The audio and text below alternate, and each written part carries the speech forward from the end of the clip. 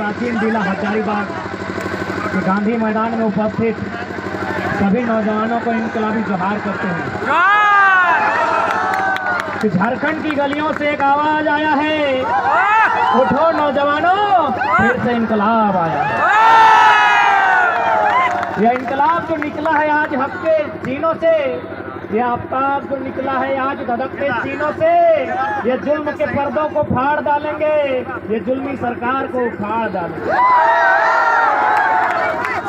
तुम लाख चला लो गोलियां, ये कम नहीं होंगे। तुम लाख चला लो गोलियां, ये कम नहीं होंगे। शीश कटेंगे लेकिन गम नहीं होंगे।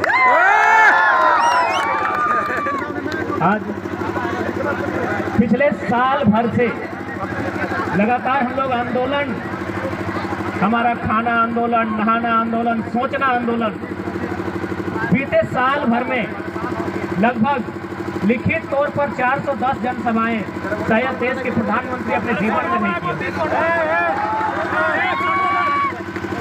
लेकिन आज की यह सभा कुछ नहीं है, क्योंकि बीते एक साल में बहुत प्रेशर, बहुत टॉर्चर, बहुत ट्रोल, बहुत हेट झेले, लेकिन कोई हमको डिगा तक नहीं पाया। लेकिन बीते 2 दिन में कुछ घटनाएं मेरे साथ ऐसी घटी, मेरे दिल के बहुत करीब विकास और प्रकाश नामक मेरे दो साथी थे, जिनका आकस्मिक 23 साल के उनका देहांत हुआ और हमको थोड़ा दुख लगा, हम दर्द में थे। लेकिन आज अपने दर्द को छिपाकर यहाँ इसलिए आए हैं क्योंकि छात्रों का दर्द उससे लाख गुना ज्यादा है, इसलिए आज यहाँ एक पल तो लगा इस आंदोलन से हम लोग जख्मी, इस घटना के बाद कहीं जख्मी ना हो गए। लेकिन किसी ने ऑटो में दे दो भाई, लेकिन किसी ने ठीक ही कहा है कि घायल शेर की सांसें उसके दहाड़ से भी खतरनाक होती है। और बिल्कुल मुझे तो पूरा विश्वास है, चाहे विधानसभा हो या राजभवन हो, कहीं ना कहीं हमारी एक्टिविटी को वॉच किया जाता है। आप देख सकते हैं मुख्यमंत्री का नया भाषण, वे कहते हैं कैसे लिया झारखंड, तो उनके समर्थक कहते हैं लड़के लिया झारखंड। वे मोटा मोटी 20 साल से विधायक हैं, एक भी वीडियो उनको जारी करने बोलिए जहां उन्होंने ये नारा दिया है कि लड़के झारखंड, ये नारा हम लोगों का है। अब बात करते हैं राजभवन की।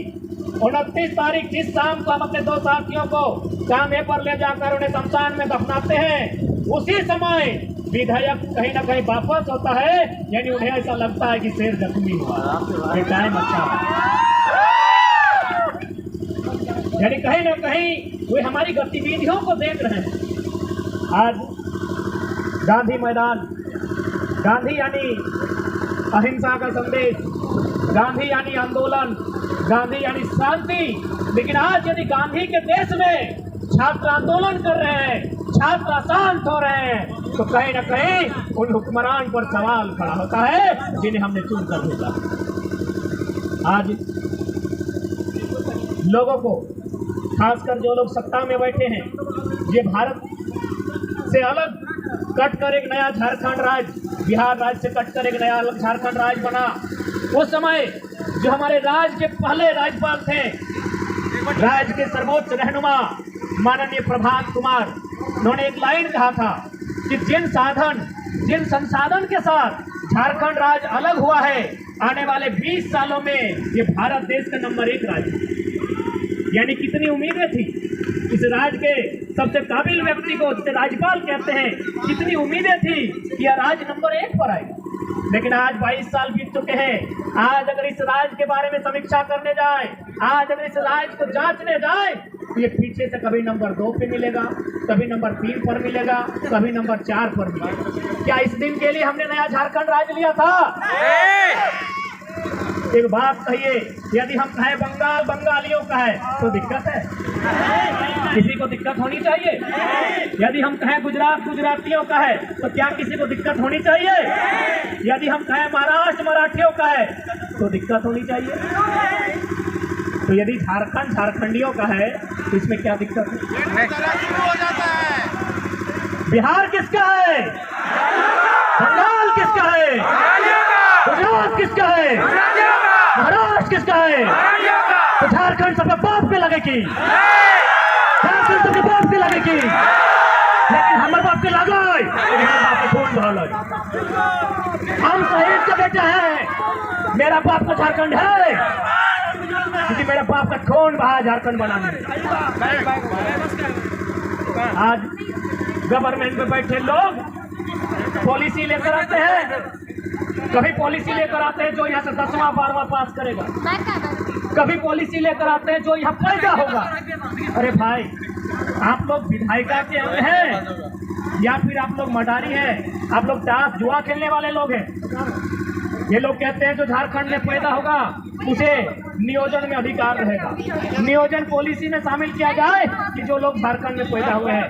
हजारीबाग दुमका उप राजधानी है, रांची राजधानी है, लेकिन हजारीबाग शैक्षणिक राजधानी है। तो शैक्षणिक राजधानी में उपस्थित, झारखंड की शैक्षणिक राजधानी में उपस्थित नौजवानों, क्या इससे पहले की भी सरकार की बात करते हैं, उनकी जो नीति थी कि जो यहाँ जन्म लेगा उसे झारखंडी में नियोजन का अधिकार मिलेगा, क्या किसी भी तरह से संवैधानिक और नियमता है कि कोई यहाँ पैदा होगा उसे झारखंडी मान लिया जाए? क्या ये संवैधानिक है? नहीं। यदि ये संवैधानिक है तो कोई तो ट्रेन में पैदा हो जाता है, ट्रेन उसका होना चाहिए। कोई अस्पताल में पैदा होता है, अस्पताल उसका होना चाहिए। तो पैदा होने से जब अस्पताल मेरा नहीं, पैदा होने से वो ट्रेन मेरा नहीं, तो सिर्फ पैदा होने मात्र से उसे झारखंडी कैसे माना जाए?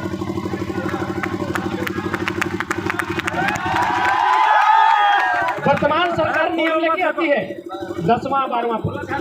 अरे हम लोग भी यहाँ पर इतने लोग हैं, कोई मामा घर से, कोई मौसी घर से, कोई बुआ घर से मैट्रिक पास किए हैं ना। तो बुआ घर से, मामा घर से, मौसी घर से मैट्रिक पास करने के बाद क्या मामा बुआ मौसी ने हमको वहाँ अधिकार दिया है? तो मात्र 10th और 12th पास करने से पूरे भारत के लोगों को झारखंडी मान लेना कहाँ का इंसाफ होगा? आज लोग बार बार दुहाई देते हैं कि झारखंड की पॉलिसी असंवैधानिक है। एक बात बताइए, ये संविधान का हवाला, ये संविधान का डंडा केवल झारखंड को, या जो लोग संविधान की बात करते हैं क्या उन्हें संविधान की जानकारी है? यदि नहीं है तो आप केवल अनुच्छेद 15 और 16 में क्यों रुकते हैं? अनुच्छेद 19 तक पहुंचे, अनुच्छेद 171 तक पहुंचे, अनुच्छेद 371 तक पहुंचे और उसे पढ़िए क्या लिखा है। ये भारत का संविधान बड़ा खूबसूरत है, ये कहता भी है नहीं भी कहता है। भारत का संविधान आर्टिकल 171 171 क्या कहती है विधानसभा के लिए कि कम से कम 60 विधानसभा की सीटें होनी चाहिए, कहती है ना। भारत का संविधान, भारतीय संविधान अनुच्छेद 171 तो कहती है कि विधानसभा में किसी भी राज्य में कम से कम 60 विधायक होने चाहिए। हमारे यहाँ 81 है, कहती है ना। लेकिन फिर वही भारत का संविधान 371 जिनमें कुछ धाराएं हैं जो सिक्किम, अरुणाचल प्रदेश और गोवा के लिए कहती है आप 30 और 40 पे काम चला सकते हैं। वही भारत का संविधान जो 171 में कहता है कि 60 विधायक होने चाहिए, वही संविधान कहता है आप 30 पे काम चला सकते हैं। तो भाई ये संवैधानिक दांवपेच, ये संविधान का डंडा, ये संविधान की मार केवल झारखंडियों के साथ क्यों? हमने किसी के साथ क्या गुनाह किया है? हमने कहा किसी के अधिकार को छीना है? दुनिया में हजारों लड़ाइयाँ लड़ी गई है। एक राजा ने कभी एक रानी के लिए युद्ध किया है, लेकिन हमने जब भी युद्ध किया है उस माटी को बचा दिया। हमारा कोई इतिहास बताएगा कि हमने किसी को घर से भगाया है? हमारा कोई इतिहास बताएगा कि हमने कहीं कब्जा किया है? हमने जब भी युद्ध किया है, अंग्रेजों से जब भी मुकाबला किया है, अपनी माटी को बचा दिया। तो हमारा गुनाह क्या है? हमने किसी का क्या बिगाड़ा है? न जाने कितनी शहादत के बाद, न जाने कितनी माओं की गोद सुनी हुई, न जाने कितनी बहनों की मांग का सिंदूर उजड़ा है, तब जाकर हमने एक नया झारखंड बनाया। यही आपके हजारीबाग जिला के अंतर्गत बिशुनगढ़ प्रखंड है, वहाँ एक बलक मक्का नामक गांव है। एक गांव में सात लोग शहीद हुए। शहीद नहीं हुए, उनका गला किसी का काटा गया, किसी के गोलियों से छलनी किया गया, तब जाके हमें राज मिला। क्या कभी इस दर्द का आभास इन सत्ता में बैठे लोगों ने किया है कि हमने किन परिस्थितियों में ये राज लिया है? इसलिए आज जितने भी नौजवान जो अपने घर से बाहर छात्रावास में जाकर तैयारी करते हैं, कभी उनके दर्द को किसी ने समझा है कि किस प्रकार हम अपना मुर्गी, चेंगना, छगरी, पटरो, गाय गोरू बेचकर अगर हमारी माओं के पास अगर पुरखों का गहना है उसे गिरवी रखकर अपने खेत का जमीन का टुकड़ा किसी को कर्ज में रखकर बड़ी मुश्किल से पैसा जमा करते, उन पैसों को गठरी में भेजकर बच्चों को हजारीबाग, किसी को रांची, किसी को धनबाद भेजा जाता है। इस उम्मीद के साथ भेजा जाता है कि जब बच्चा घर वापस आए तो एक छोटी सी नौकरी और उस उम्मीद को पूरा करने के लिए बेटा दिन रात मेहनत करता है। वो अपने सारे दुखों को भूलकर, अपने संगी साथियों को भूलकर एक छोटे से लॉज में जहां सबसे कम दाम में उपलब्ध हो पाता है वहां तैयारियां करता है। अपने जीवन का 5 साल, 10 साल, कोई तो 15 साल लगा देते हैं। अचानक उसके पास विधानसभा से लिखित चिट्ठी जारी होता है कि आपकी सारी परीक्षाएं रद्द कर दी जाती। क्या कभी ने सोचकर देखा है उसके साथ क्या बीतता है? लोग आश्वासन देते हैं कि उम्र की सीमा बढ़ा देंगे।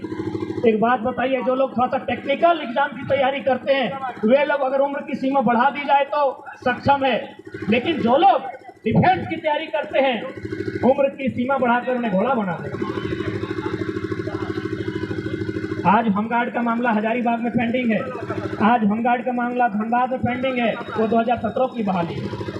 आज यदि आप उनको कह भी देते हैं कि हम आपकी उम्र की सीमा को बढ़ा देते हैं, क्या उन्हें फिर से 5 फीट का हाई जंप करवा सकते हैं? क्या उनसे आप 16 फीट का लॉन्ग जंप करवा सकते हैं? क्या उनसे आप 5 मिनट में 1600 मीटर दौड़वा सकते हैं? तो वास्तव में इनके पास विजन नहीं है, इनके पास मिशन नहीं है, ना इनके पास दूरदर्शी सोच है। इसलिए आज झारखंड के तमाम नौजवानों को, पढ़ने वाले छात्रों को आज एक जगह आकर इस आंदोलन को भागीदारी देना होगा और प्रयास करना होगा। इतना जोरदार हमला हो सरकार पर, या तो सरकार बैकफुट पर जाए या 24 में सरकार कहीं ना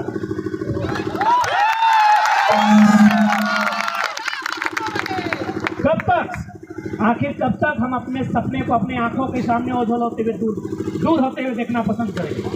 हमने किसी का क्या गुनाह किया? यही नहीं, आज बहुत सारे लोग यहाँ आकर बात रखते हैं बाहरी भीतरी। जी नहीं, जो लोग अगर बाहरी भीतरी का प्रश्न खड़ा करते हैं मैं उन्हें 2-3 उदाहरण दूंगा। जब ये आंदोलन स्टार्टिंग हुआ था हमें बिहार मूल के एक हाईकोर्ट के जज ने फोन किया था। उन्होंने धनबाद के एक वकील को फोन किया, बोला उस लड़का से हमको बात कराओ। उन्होंने वकील को फोन किया, वकील साहब किसी तरह मेरा नंबर जुगाड़ किया, हमको कॉन्फ्रेंस में बात कराया। हाईकोर्ट जो कि बिहार मूल के हैं उन्होंने स्पष्ट कहा कि हम आपकी इस भाषा की लड़ाई में बिल्कुल आपके साथ हैं, क्योंकि यदि सभी लोग यूपी, बिहार, बंगाल, उड़ीसा के लोग अगर भाईचारा के नाम पर झारखंड में कब्जा कर लेंगे तो झारखंड बनाए क्यों था? यह कथन मेरा नहीं है, बिहार मूल के एक हाईकोर्ट के जज का है, जिन्होंने मुझे लगभग फरवरी महीना में फोन किया था मानव श्रृंखला के बाद। बोला बिल्कुल आपका जो भी लॉजिक आप रखते हैं बिल्कुल सत्य रखते हैं। झारखंड के लोग जिस समय खेतों में, खलिहानों में, जंगलों में, बिहड़ों में रहते थे, बिहार में नालंदा विश्वविद्यालय था। आप एजुकेशन को लेकर उनका मुकाबला कैसे कर सकते हैं? वहाँ विक्रमशिला विश्वविद्यालय था। आप उनके एक ही शिक्षा के स्तर में दोनों को बैठा दिया जाए, आप मुकाबला नहीं कर सकते हैं। हाँ, तो आपकी लड़ाई बिल्कुल संवैधानिक। एक हरियाणा के जाट नेता का फोन आया जो किसान आंदोलन में सक्रिय थे। उन्होंने भी कहा कि यदि जो लोग झारखंड के दर्द को नहीं समझ रहे हैं और जो लोग इसे बाहरी भीतरी का नाम दे रहे हैं, उनसे एक ही सवाल किया जाए कि पूरा इंडिया एक रहता, कश्मीर से कन्याकुमारी तक हिंदुस्तान एक, गुजरात से अरुणाचल प्रदेश तक पूरा इंडिया एक रहता, और यदि बंगाल के किसी अभ्यर्थी को केरल में मास्टर बना दिया जाता, क्या हैंडलिंग कर पाते हैं? गुजरात के किसी अधिकारी को नागालैंड में इंस्पेक्टर बना दिया जाता, क्या विधि व्यवस्था कंट्रोल कर पाते? तो इस बात को अगर आप समझते हैं तो इस बात को भी समझना होगा, झारखंड की लड़ाई सही है।